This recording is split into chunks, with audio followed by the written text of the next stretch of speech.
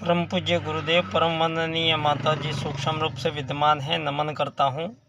विश्व मानव को प्रणाम करता हूँ। दोस्तों, आदि शक्ति माँ गायत्री जो सभी जीवों को प्राण रूप से जीवन प्रदान करने वाली आदि शक्ति माँ गायत्री को हम बार बार नमन करते हैं।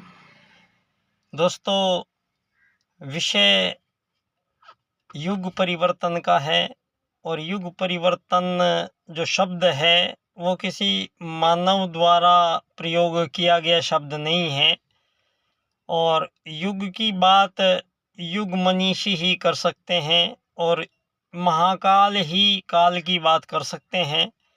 और युग को भी युग जिसमें हजारों साल बीते हैं, हमारे जो पिछले हजारों साल यहाँ धरती पर मानवों के बीते हैं, उन हजारों सालों में कुछ मानवीय त्रुटियां मानवों द्वारा की गई हैं, जिसका परिणाम आज सारी मानव जाति आपस में ही युद्ध, शोषण, वध, हत्याओं के एक लंबे सिलसिले में सारी दुनिया लगी हुई है।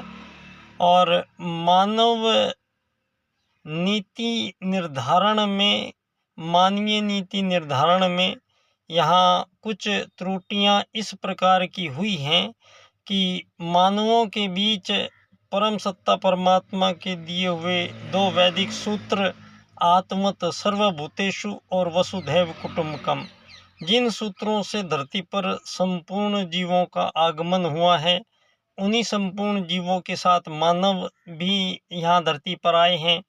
और मानव ने यहाँ प्रथम आगमन काल के समय जो मानवीय जीवन की यहाँ प्रारंभ किया गया है मानवों के द्वारा, वो आत्मत सर्वभूतेषु और वसुधैव कुटुंबकम के सूत्रों के अनुरूप अपने जीवन को उन लोगों ने यहाँ पर गुजारना प्रारंभ किया है। और ये एक साक्षी रहा कि वेदवाणी वहाँ पर गूंजी। वेदवाणियों को धरती के प्रथम मानव जो भारत में जन्मे आर्य, उन लोगों ने विशेष ज्ञान, अनुसंधान, गहन तपश्चर्या और वैज्ञानिक प्रयोगों के साथ साथ उन वेदवाणियों को उन्होंने सुना, उन्होंने उनको समझा और उनका अभिप्राय जाना और उनके अनुरूप जीवन पद्धति को ढाला है। तो पंडित दीनदयाल उपाध्याय जी के एकात्म मानववाद की ओर से धन्यवाद। बच्चा डॉक्टर।